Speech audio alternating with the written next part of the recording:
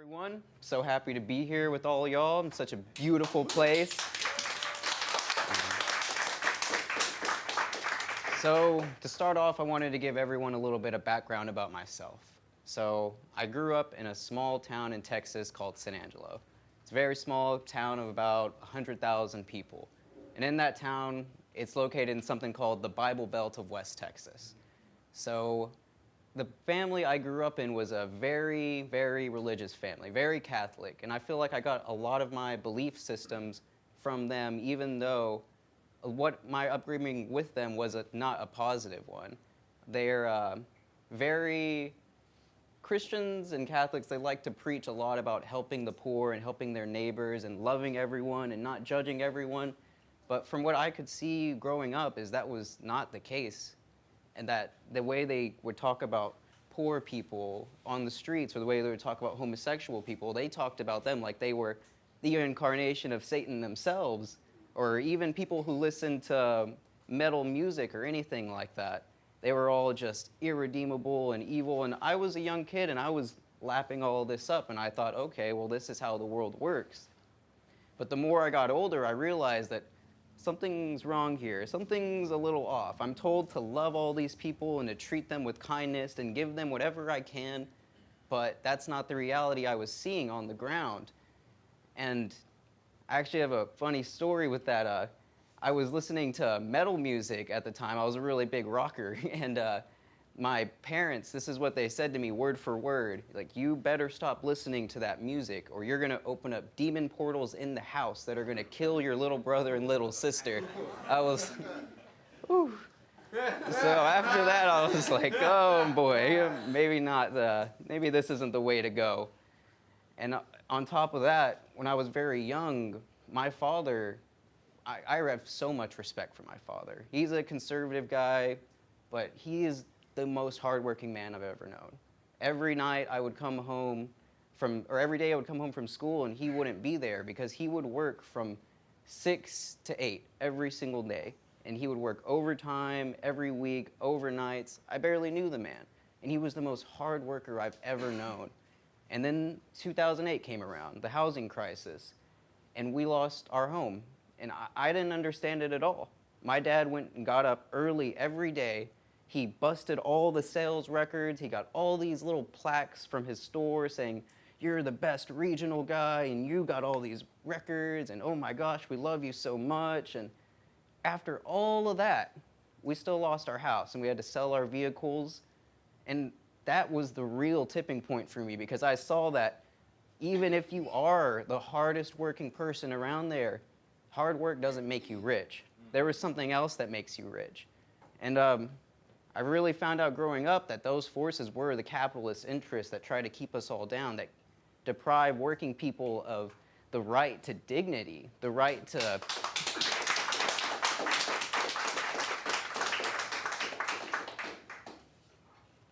And whatever I heard from him was always the same thing, which it kind of makes me really sad now that I really think about it. He would say to me, even though he was in this situation, working so hard and losing his house, he said, you just have to work hard and pull yourself up by your bootstraps. And that was the only option.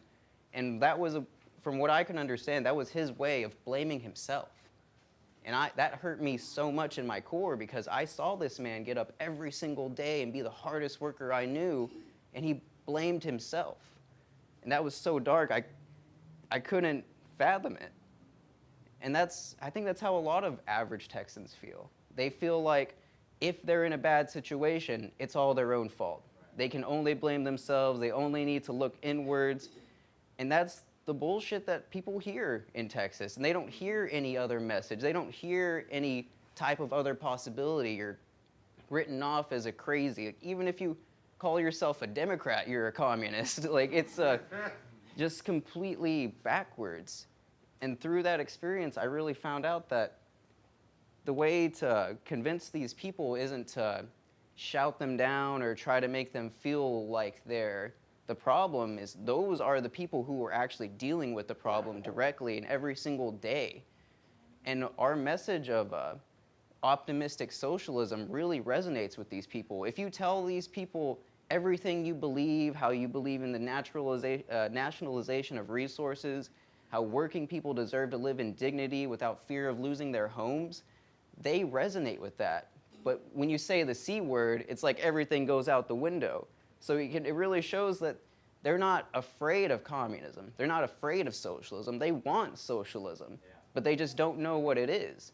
And I think that's where it leaves a big lane for us, especially in those types of places that are largely dismissed by the wider left. They see those places as just hillbillies and backward racists and all of this, and they're irredeemable. And I can tell you firsthand that that is straight up bullshit.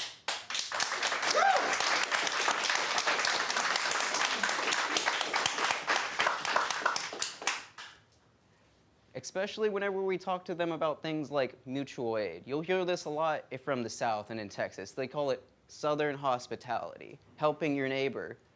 And I think it's really funny because a lot of the things they do are essentially mutual aid. They just don't know what it is. They don't have a form.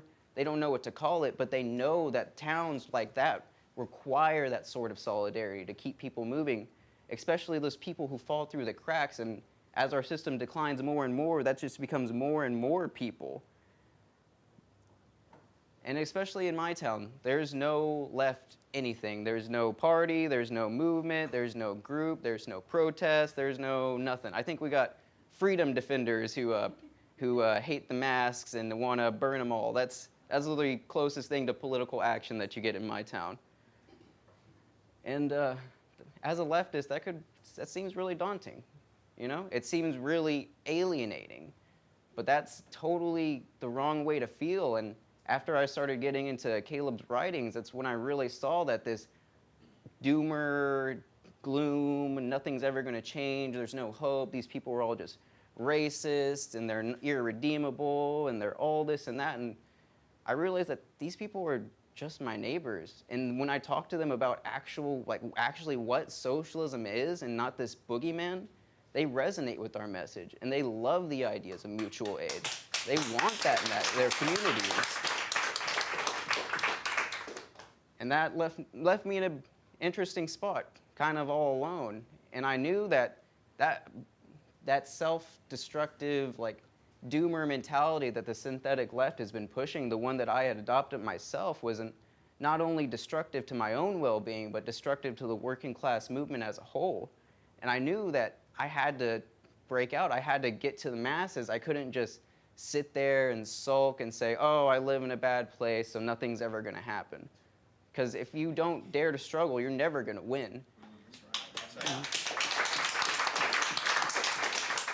right. I think, dare to win, dare to struggle, dare to win, dare to struggle, dare to win. Dare to struggle. I think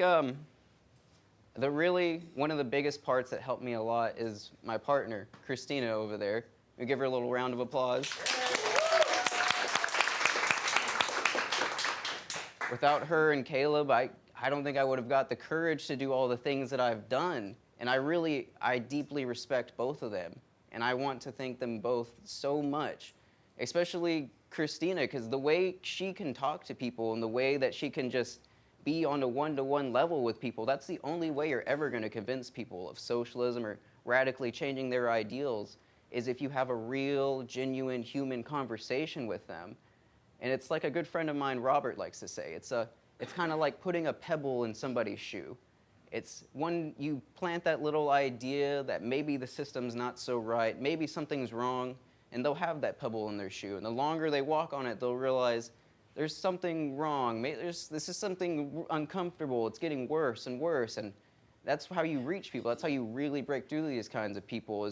It's a slow process. It's a rolling thing that you have to be committed to. And I found that in practice and in reality, and that is how it works. It's slowly coming in with Christina and talking to her and getting her more into those things allowed us to branch off and talk to even more people and get more people involved, more people interested in what we believe and what actually socialism is. Because in my town especially, like I said, there's no left anything. So whenever people hear our specific message, it's something they've never heard before. It's something new. and it's something optimistic, and it's something real and tangible, and that's what I think is really a failure of the modern left, because they've written off essentially the whole middle part of the country. And I'm here to tell you that those people are ready for socialism. Those people are ready for change. They want something new. They don't know what that new thing is. They think it's Trump 2024 or something like that. But most of them, most of them aren't those kind of Confederate flag waving, gun toting hillbillies. A lot of them are just working class people. I'd probably say the majority of them, honestly. But so with that feeling of Christina and I, we started our own org. It's really inspired by the CPI and everything that we do here, and it's called San Angelo Solidarity. That's right.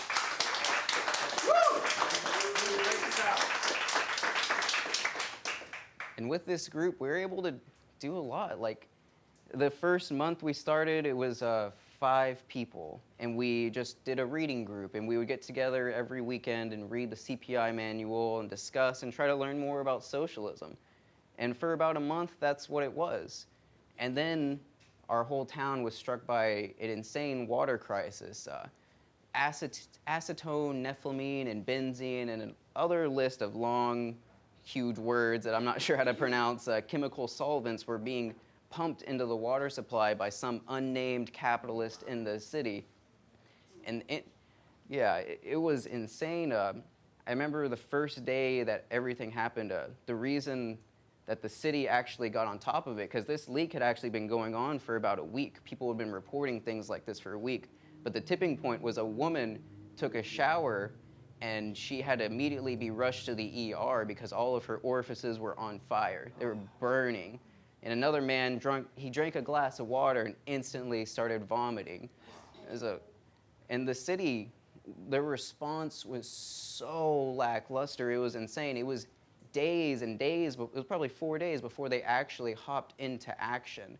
And immediately after the news came out that the water was contaminated and there was a do not use notice on it, so you can't drink it, you can't cook with it, you can't bathe yourself, you can't water, you can't do anything with the water. And I never really realized how crucial water is to your everyday life. And as Americans do, a small portion of them, once they heard the news, they rushed to the store and panic bought every single bottle of water in San Angelo. You couldn't go to the Target, to the Walmart, to the Kmart, to the Walgreens, anywhere. It was like the pandemic with the toilet paper. Every single shelf was just gone. And Christina reminded me of something that Caleb said, politics is all about timing. It's all about seizing the moment. And that's what we did. Our little group, we were like, well, we read and we do this and we want to organize, and now's our chance. We can go out and directly aid working class families who are suffering from this crisis. They're ignored by the city. And that's what we did. Me and my comrades, we took 5 vehicles for multiple days, probably about a week and a half straight. We would go out of town to the surrounding towns about an hour away and buy out as much water as we could. We didn't want to buy any water in town, one, because there was none, and if there was any, we didn't want to take that opportunity away from people who were able-bodied and could go out and buy the water. So that's what we did. We were able to set up a mutual aid network through word of mouth and social media to distribute over 140 cases of water to all the elderly and disabled people in their town.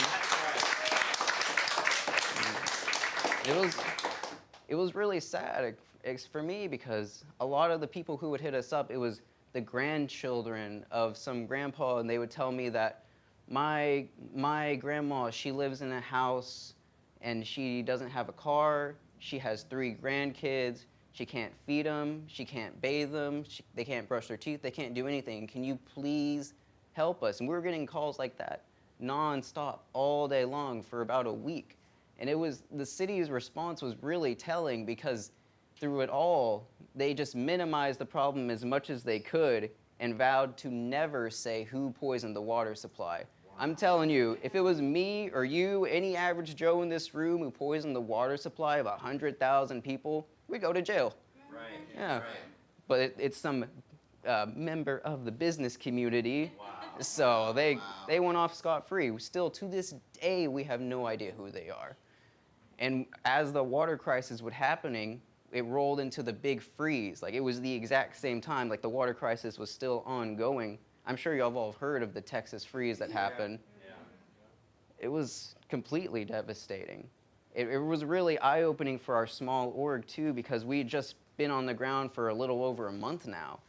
And now we were seeing the entire infrastructure of Texas basically collapse. I mean, they said at our place of residence that they were going to do rolling blackouts through the night to try to maintain power throughout the city. And those rolling blackouts were said to only last 2 hours from 1 a.m. to 3 a.m. Our power went off at 1 a.m. and didn't come back on for 5 days. Yeah. Immediately, we had to leave. Immediately, the same night we woke up, our house was 40 degrees inside. We immediately had to take all of our animals and go to a group member's house who was able to help us.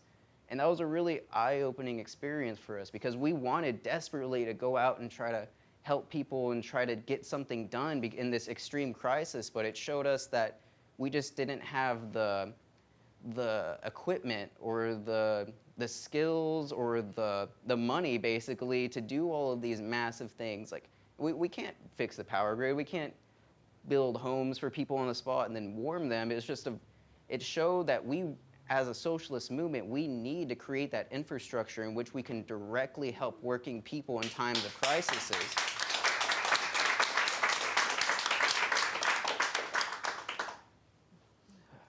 And that was it was a really eye-opening experience for us all. And it's one I think that we came out from with a much more critical understanding of what we needed to do. We knew that we had to branch out faster and further, and we had to make this a nationwide thing. And that's what we're doing here at the CPI. We're making this a nationwide thing. We're building those communities of solidarity so that we can do all these things that directly help working people and show them that socialists aren't these big, scary, Stalin-esque muscle men who just want to take your toothbrush and take your house. No, we're just regular members of the community who just want to help people. We want to show people that socialism isn't a bad thing. Socialism is your neighbor. Socialism is your friends helping you out. Socialism is whenever a community to come together and solve these basic crises. And with that, whenever the freeze ended, we still kept up on our duties. We had created a network of lower income people who still needed water, and to this day, we still deliver water to those low income families.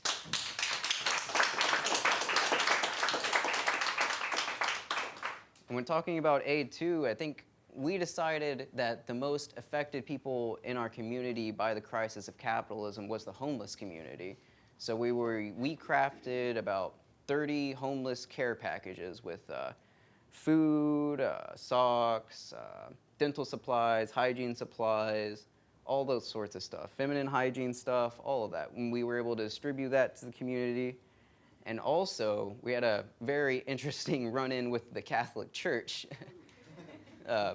So basically, there is a cemetery in Calvary named Calvary Cemetery run by the Catholic Diocese of San Angelo, and they usually hire these people called the Knights of Columbus to come and clean up the cemetery, but the management there cut every single corner possible and hired I don't even know, probably just some random dude off the street. I mean, I'm not talking down on the dude just trying to find a job, but I'm talking down on the manager who didn't know or didn't take the proper precautions when dealing with such sensitive items.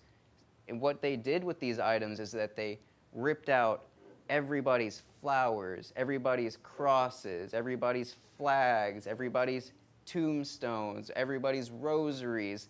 There's literal unmarked graves in that cemetery just because those people just rammed through and tossed everything, literally everything. In my town, it's a very Catholic community, very religious. People are very mesquite. People very much want to be able to leave stuff for the ones that they loved and that have passed. And immediately, the outrage was palpable. We had Well, everything that they threw away, they just put on the side of the street. So it was a huge pile of crosses and flowers and pictures, teddy bears, little beer bottles that people had left for ones who have passed.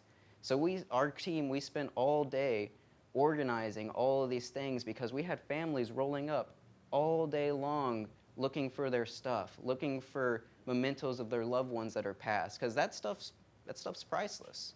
You can't get that stuff back. And it was really disturbing for me to see that coming from people. Well, let me rephrase that. I was really heartening to see how many Catholic people were so rightfully angry at the people who were supposed to be protecting them. So as a group, we took it upon ourselves to try to channel and focus their energy, their righteous anger, to try to get reforms and change directly for these people in our community. So we made a petition, and we were able to organize a demonstration there the next day, and we got so many older people, just regular family members, to come out and really show their concern of what happened. And I have an interview. I probably should have put it up here, but I interviewed all the families who had been affected, and it was just really eye-opening for me. And I found that the one that stuck with me the most is this one elderly Mexican man. He said to me, you know, everywhere across the country, you got different people protesting for different things. You got people protesting for black people, you got people protesting against war, you got people protesting whatever. But who's here for us? Nobody's here for us. It's y'all guys here for us. And he was talking to us, SAS. And that's what socialism in our communities needs to be. It's not some it's not some abstract party who goes out and hosts an event for the Democratic Party every now and again. You have to be there directly with the community. You have to talk to them. You have to know them.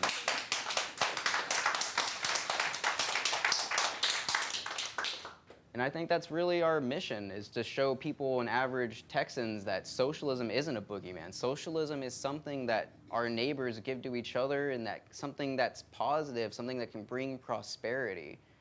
And I really found a lot. Let me see. Sorry about this.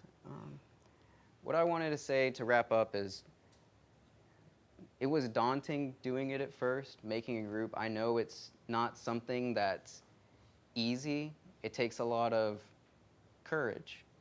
And that's something I feel like everyone here has. You wouldn't be here if you didn't have courage, you didn't care about the world, and you didn't want to stand up, and you didn't want to fight. I feel like every single one of you is capable of building a community of solidarity in your own town. And it's not as difficult as they make it out to be, and they make it say. All it is just connecting with your neighbors, connecting with real people. And I think that's really is our mission of the CPI, is to build those communities of solidarity. And that's all I have to say. Thank you, everybody.